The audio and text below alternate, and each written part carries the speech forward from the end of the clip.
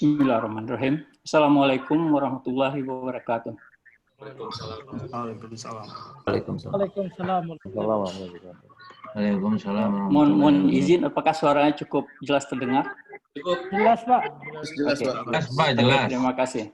Jelas. Pertama-tama saya ingin mengucapkan terima kasih atas undangan kegiatan hari ini.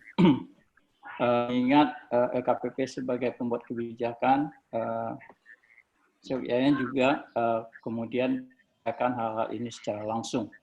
Meskipun sebenarnya bahwa ketentuan ini sudah kita buat ya lebih kurang 2 tahun yang lalu, atau saya justru 3 atau 4 tahun yang lalu.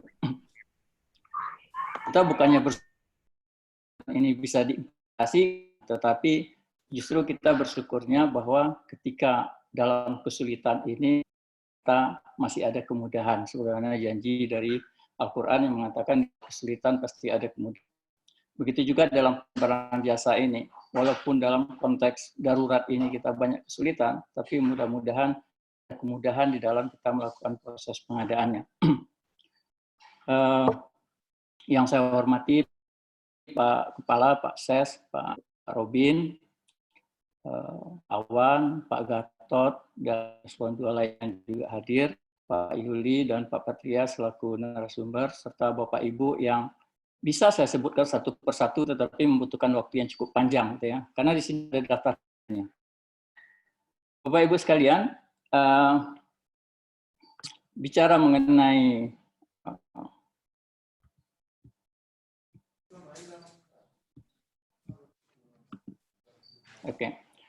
cara penanganan darurat, ya, bahwa jika kita ingin mengatakan ini sesuatu yang baru, memang ada barunya, ya. Tetapi sebenarnya dalam darurat ini ada sejak Perpres 54 dan juga sudah ada sejak Kepres 80 tahun 2003, ya. Nah, hanya saja aturan di dalam Kepres 80 maupun di dalam 90, keadaan darurat itu dianggap sebagai salah satu dari kriteria kita bisa melakukan penunjukan langsung.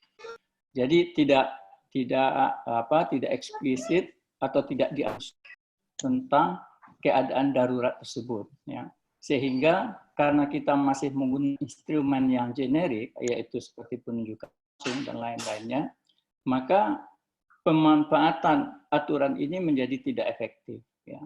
Kita bisa mengambil contoh bahwa ketika dilakukan penunjukan langsung, apakah kita tunjuk dari awal ataupun kita kontrak di belakang, padanya yang namanya penunjukan langsung memenuhi persyaratan kualifikasi, karena memang begitulah generik. Sehingga pemberian syarat-syarat seperti penunjukan langsung di mana para penyedia harus memenuhi persyaratan yang generik tadi, kemudian justru menyulitkan kita di dalam melakukan proses pengadaan. Kemudian di sisi lain, ya, bahwa ternyata belum semua keadaan darurat itu bisa cover di dalam 2 aturan sebelumnya, ya. Kita bisa lihat bahwa misalkan ketika kita berbicara mengenai kegiatan pencarian dan pertolongan, ya, itu tidak mungkin atau tidak tercover di dalam aturan tersebut. Begitu juga ketika di negara lain ada kebijakan terkait dengan dengan warga negara Indonesia yang ada di sana, ya. Kasus yang pernah terjadi kan ketika kebijakan Arab Saudi, kebijakan terhadap tolong dari host aja di mute ya. Untuk dari host di mute aja dari host. Mas Anas tolong di mute semua. Mas Anas. Bapak Ibu, mohon perhatiannya untuk seluruhnya kecuali narasumber Pak Fadli Arif untuk melakukan mute masing-masing Zoom-nya.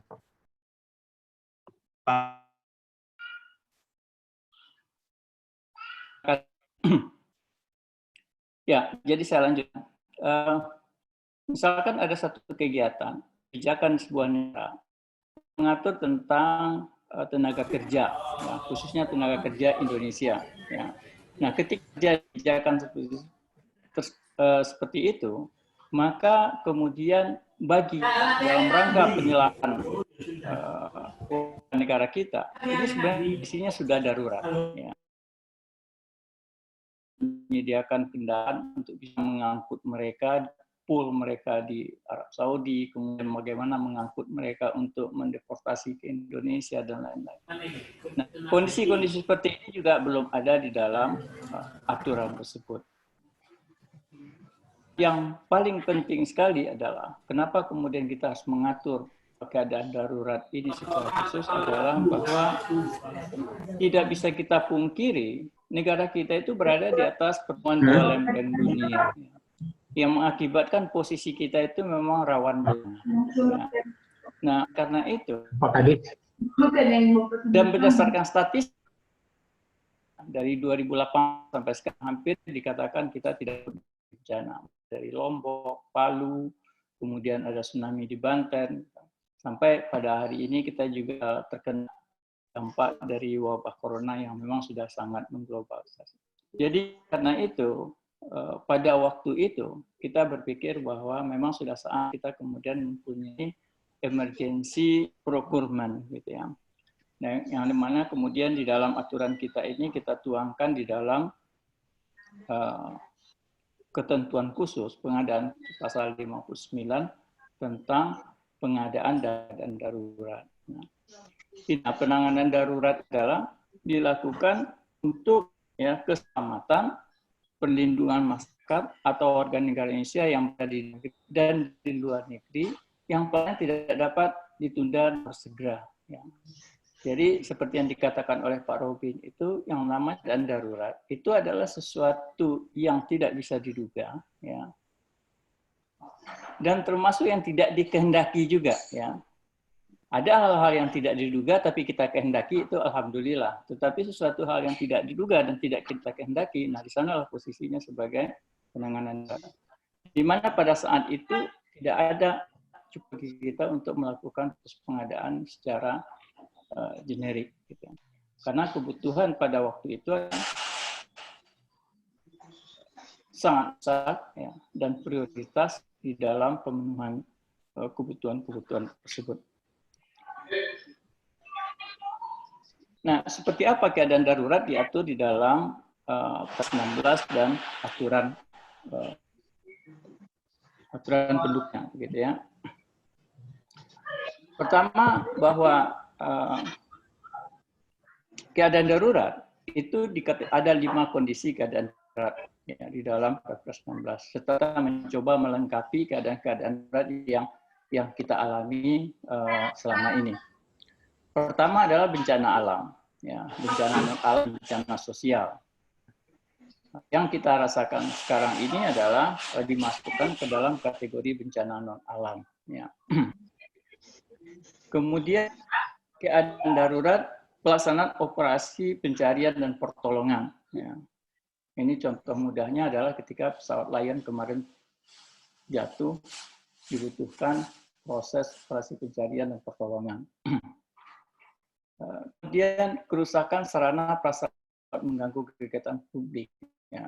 Nah ini juga pernah terjadi, misalkan kalau Bapak Ibu pernah mengingat kembali ketika hasil monitoring ya atau pemeriksaan terhadap kaki jembatan jalan tol Cipularang itu kemudian ditemukan hal-hal yang jika tidak ditanggulangi kemudian bisa mengakibatkan kerugian yang lebih besar, maka kategori ini kita masukkan sebagai kerusakan sarana dan prasarana yang dapat mengganggu pelayanan publik tadi.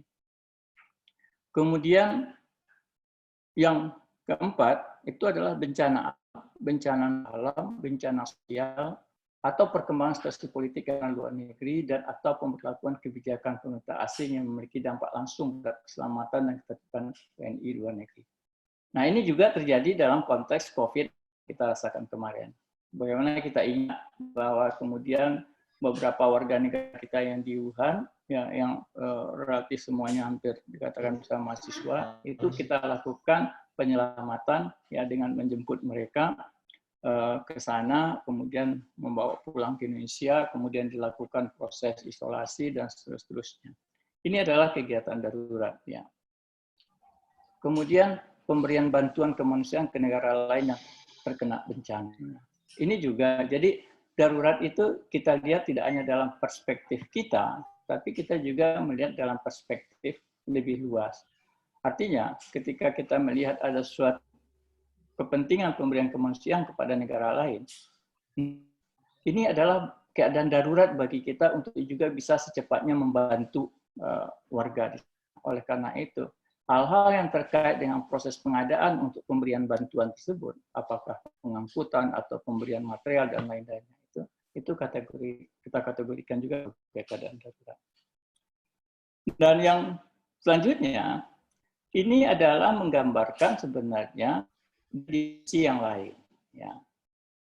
Kalau berdasarkan Undang-Undang Bencana, Undang-Undang 24, ya, itu sebenarnya telah mengatur tentang keadaan darurat bencana alam, bencana alam atau bencana sosial.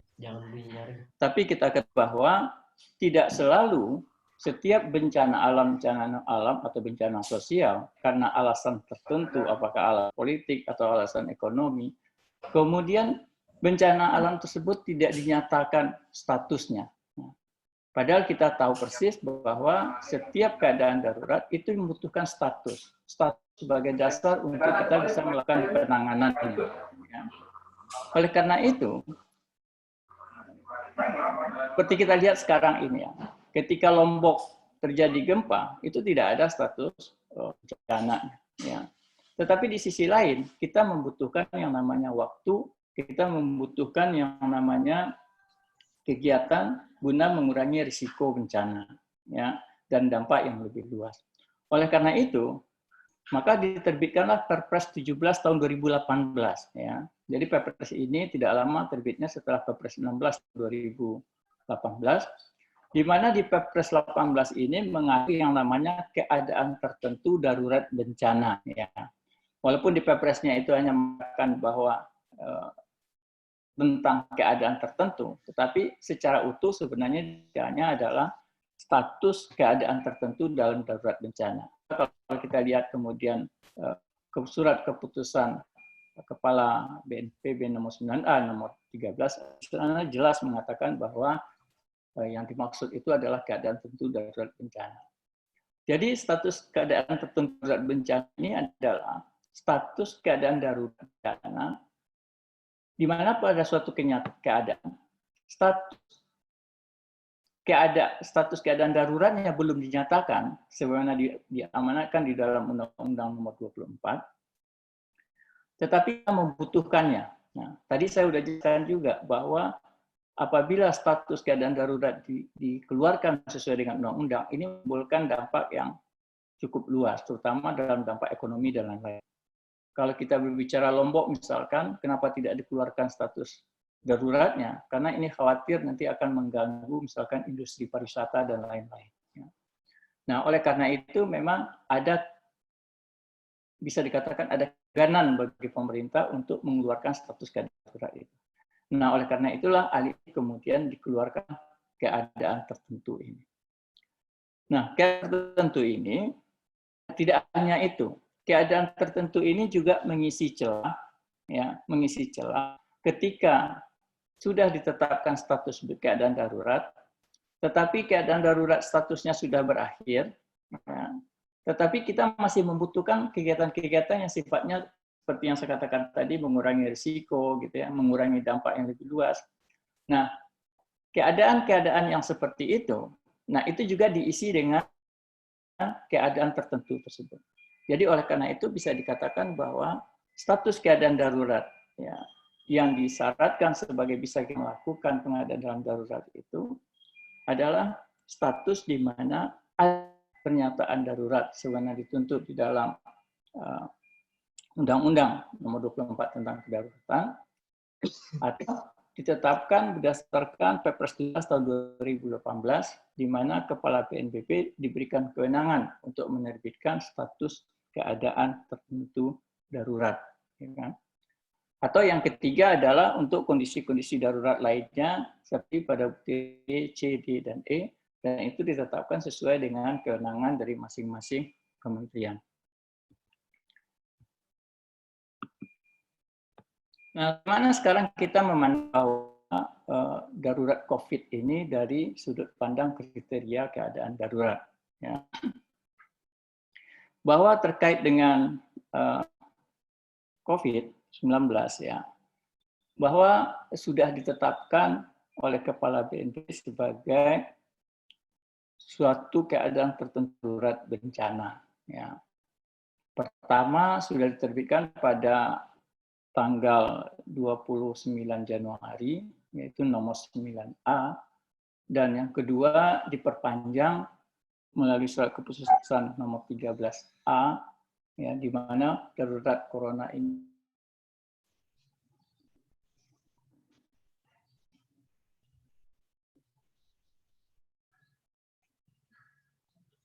Halo.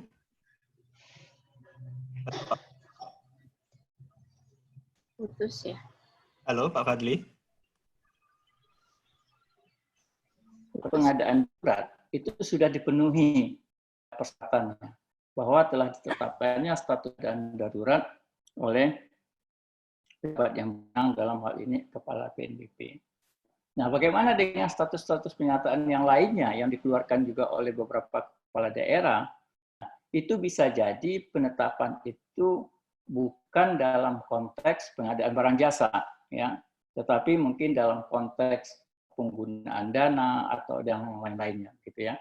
Jadi silakan saja, asalkan memang itu adalah sesuatu pernyataan darurat yang memang sesuai dengan amanah yang ada di dalam aturan undangan. Nah, bagaimana tahap pengadaannya? Saya pikir ini seperti dijelaskan tadi, profil peserta seminar kita adalah fasilitator, ya, yang saya rasa sudah sangat paham terhadap tahapan-tahapan ini, ya.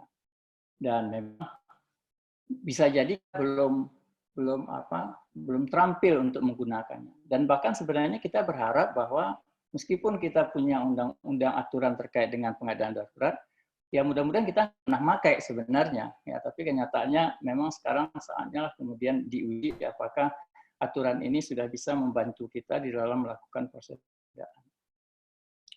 Jadi kalau kita lihat di dalam tahapan pengadaan barang jasa dalam pengadaan darurat ini, memang kemudian mekanismenya terbalik dibandingkan dengan pengadaan barang jasa yang secara normal. Gitu ya.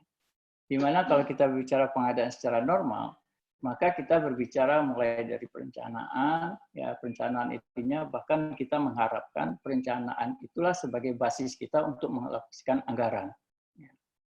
Itu yang idealnya. Ya. Kemudian kita masuk dalam persiapan, proses pemilihan menghasilkan pemenang, berarti tidak menghasilkan pemenang, proses pemilihan kemudian menghasilkan juga nilai kontrak, ya. Kemudian barang yang akan kita peroleh, gitu. Kapan waktunya yang akan barang di delivery, itu kemudian sudah terdefinisi di dalam kontrak kita. Ya. Kemudian baru kita buat kontrak, baru eksekusinya dilakukan. Di dalam hal proses pengadaan barang jasa darurat, maka proses ini dibalik. Pertama kita harus lakukan identifikasi kebutuhan sebagai layaknya pengadaan, apa yang kita butuhkan. Tetapi kebutuhan kita ini tidak boleh dari konteks kedaruratannya tadi, ya, bahwa kebutuhan penanganan darurat ini harus berhubungan dengan penanganan keadaan, ya. Jadi jangan sampai kemudian pengadaan di luar kebutuhan penanganan darurat itu dititipkan di dalam proses pengadaan darurat. Nah, itu sudah sesuatu yang keliru. Nah, ini mungkin salah satu aspek akuntabilitas yang perlu kita lihat pertama kali. Apakah pengadaan yang kita lakukan secara darurat itu memang mempunyai relasi dengan penanganan keadaan daruratnya itu sendiri. Oleh karena itu kemudian kenapa kemudian kita membuat edaran tentang bagaimana melakukan pengadaan yang generik dalam masa periode darurat ini atau dalam masa periode wabah COVID ini. Itu sesuatu yang berbeda. Nah, kembali kepada pengadaan darurat tadi, setelah kita mendapatkan calon penyedia dan mereka bersepakat untuk melakukan supply-nya, maka kemudian kita keluarkan surat perintah, ya, apakah SPPPJ atau surat pesanan dan lainnya, kemudian mereka eksekusi. Setelah mereka eksekusi, kemudian dilakukan, mereka menyampaikan bahwa pekerjaan selesai, kemudian dilakukan pemeriksaan bersama, kita hitung bersama, dibuat berita acara serah terima, itulah yang menjadi dasar kita untuk membuat kontrak. Sehingga definisi kontrak dalam pengadaan darurat ini lebih pada alat untuk kita melakukan pembayaran. Ya. Jadi kontrak tidak lagi mengatur tentang bagaimana dia akan mendelivery barang, tetapi lebih kepada bagaimana dia kemudian bisa dilakukan pembayaran. Nah, setelah dilakukan kontrak, tanda tangan kontrak, kemudian diajukan pembayarannya, maka setelah itu baru dilakukan proses post auditnya. Nah, banyak yang bertanya mengapa post auditnya tidak dilakukan saja di awal, begitu ya? Kenapa tidak sebelum kontrak, sebelum dibayar dilakukan post audit? Nah, ini juga yang menjadi perhatian kita waktu menyusun aturan ini. Kenapa kita tidak lakukan audit dulu baru dibayar? Karena pertama bahwa apabila audit dilakukan terlebih dahulu, maka ada kesan bahwa nilai kontrak itu nantinya diambil alih oleh apib. Apib yang bertanggung jawab menjadi dasar perhitungan nilai kontraknya. Ya. Kemudian yang kedua adalah bahwa kita sadari bahwa selama proses pengadaan tersebut, sebagian besar relatif bahwa pengadaan itu dibiayai oleh penyedia jasa. Ya. Jadi dia sharing oleh mereka. Oleh karena itu bebannya cukup besar. Apabila kemudian dilakukan audit sebelum dilakukan pembayaran, ini bisa mengakibatkan cost, ya, karena waktu yang cukup panjang untuk melakukan proses pembayaran. Nah, oleh karena itu kita menggunakan pendekatan post audit, ya, yang pada akhirnya maka post audit ini nanti bisa menilai apakah pembayaran itu wajar, pembayaran itu sesuai dengan yang dikerjakan atau tidak.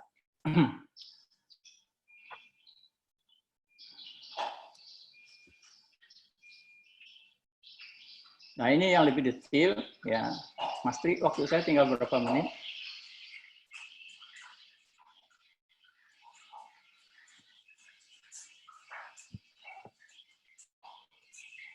Ya, Pak Tri. 5 menit, Mas Tri. 5 menit lagi, Pak. 5 menit lagi, ya. Pak. 5 menit lagi.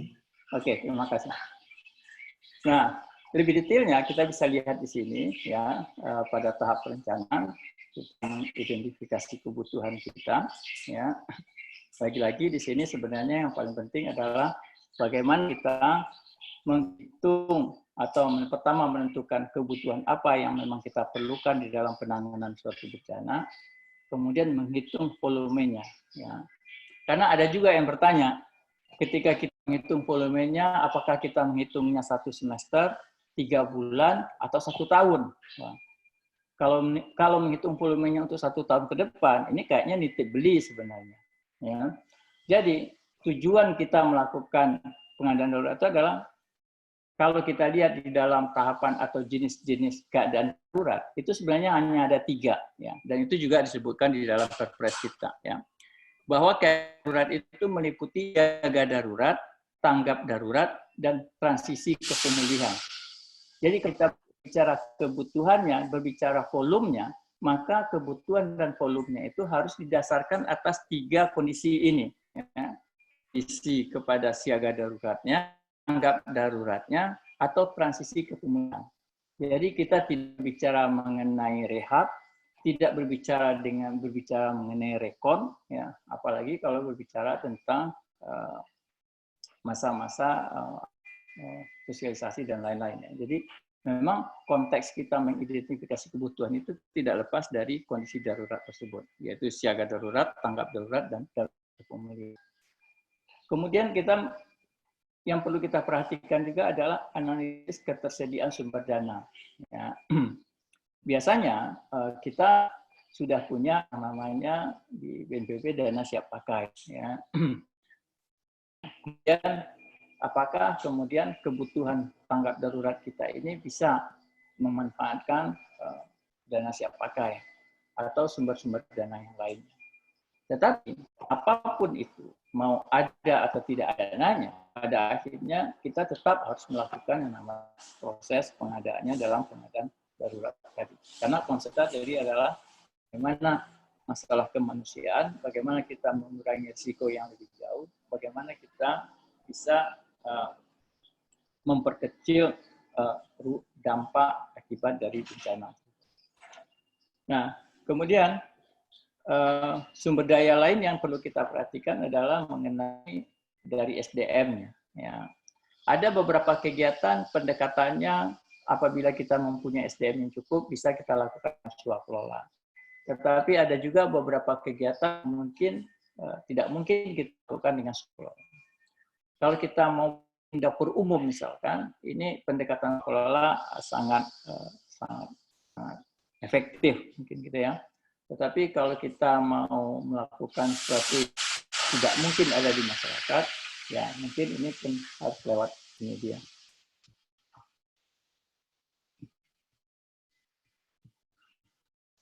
Kemudian tahap pelaksanaan pemilihan, ya PPK memilih dan menunjuk. Ya. Nah, ukurannya apa? Ya, di dalam perlem kita dijelaskan terdekat, gitu ya, yang terdekat. Jadi media yang kira-kira mampu, yang terdekat, yang bisa melaksanakan kegiatan dan barang sejenis. Atau bahkan dikatakan bisa saja kalau kebetulan kita punya kontrak yang sama dan penyedianya mampu, ya mungkin penyedia yang bersangkutan yang kita lakukan, kita minta untuk menjadi pelaksana pengadaan daruratnya.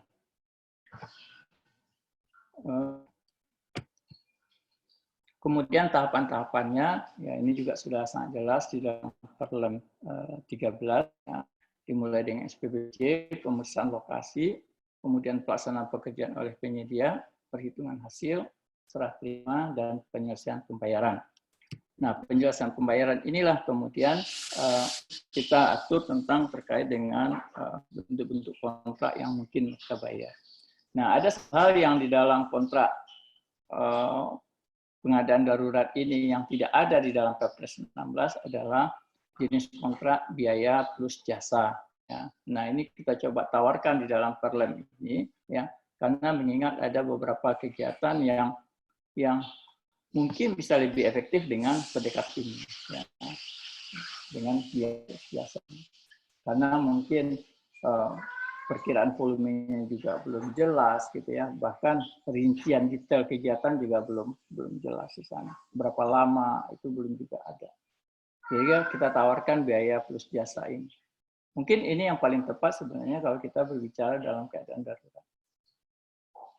Sedangkan pembayarannya, ya pembayarannya ini yang pada akhirnya sebenarnya harusnya dilakukan secara sekaligus ya. Ini kayaknya pembayarannya hanya yang generik ini. Ya. Kemudian audit dilakukan oleh BPKP atau auditor independen. Jadi silakan siapa yang bisa melakukan. Tentunya dalam konteks pemerintahan, jika tidak dimungkinkan BPKP, APIP, kebutuhan yang sangat besar, bisa saja meminta auditor independen. Ya. Seperti halnya misalkan dalam kasus Pendu, gitu ya. Ketika setiap partai harus audit, ya itu kan banyak sekali gitu ya. Akhirnya kan untuk mengaudit partai itu kan bisa dimintakan auditor independen. Jadi dalam konteks ini juga mungkin bisa kita terapkan auditor dari auditor independen. Kemudian yang terakhir mungkin ini ya terkait dengan pengadaan darurat. Pengadaan darurat ini bisa sangat memungkinkan juga kita melakukan dengan cara swakelola ya. Untuk hal-hal yang lebih efektif kita lakukan secara swakelola. Saya kira demikian, mungkin saya masih punya kontribusi tambahan waktu 2 menit atau 3 menit kali ya yang tidak saya manfaatkan. Saya kira demikian Bapak Ibu yang bisa saya jelaskan terkait dengan pengadaan dalam keadaan darurat sebagaimana dimaksud dalam Perpres 16 Perlem 13, kemudian juga sudah diperluas khusus untuk COVID di dalam SE nomor 3 tahun 2020. Demikian, mohon maaf atas segala kekurangan. Wabillahi taufiq wal hidayah. Wassalamualaikum warahmatullahi wabarakatuh. Waalaikumsalam warahmatullahi wabarakatuh. Terima kasih Pak Direktur. Saya ingin memastikan kembali Pak Direktur terkait dengan filosofi Perlem 13 ini. Kalau saya boleh meminjam kalimatnya Cicero, filosof Italia itu, filosofi lahirnya Perlem 13 ini adalah keselamatan warga sebagai hukum tertingginya. Begitu ya Pak Direktur ya? Ya. Baik, terima kasih. Jadi Bapak Ibu sekalian, kalau kita perhatikan tadi di awal penyampaian Pak Direktur bahwa penekanannya adalah keselamatan, keselamatan, dan keselamatan. Sehingga sekali lagi cocok banget dengan filosof Italia tadi, Cicero, yang mengatakan bahwa keselamatan warga itu adalah, keselamatan manusia itu adalah hukum tertingginya itu. Baik, terima kasih Pak Direktur. Pak Direktur bisa sambil mengintip pertanyaan-pertanyaan, sudah ada 65 pertanyaan yang diajukan dari Slido dengan hashtag COVID Reda. Terus kemudian nanti setelah selesai semua, saya ingin kembali menggali lebih dalam terkait dengan filosofi dan seterusnya terkait dengan Perlem 13 ini. Selanjutnya, Pak Yulianto, apakah sudah bergabung? Sudah siap? Pak Direktur Advokasi Pusat, mohon untuk tidak diambil. Makasih Pak Tri. Baik, monggo silahkan Pak. Kedengaran suaranya Pak ya? Kedengaran Pak Yuli? Terdengar, Ya. Pak. Baik, terima kasih Pak Mas Tri, Pak Kepala, Pak Deputi, Pak Fadri, dan teman-teman semuanya. Terima kasih sudah berkenan mengajak saya Yulianto, Direktur Advokasi Pemerintah Pusat. Jadi intinya saya diminta untuk menyampaikan kurang lebih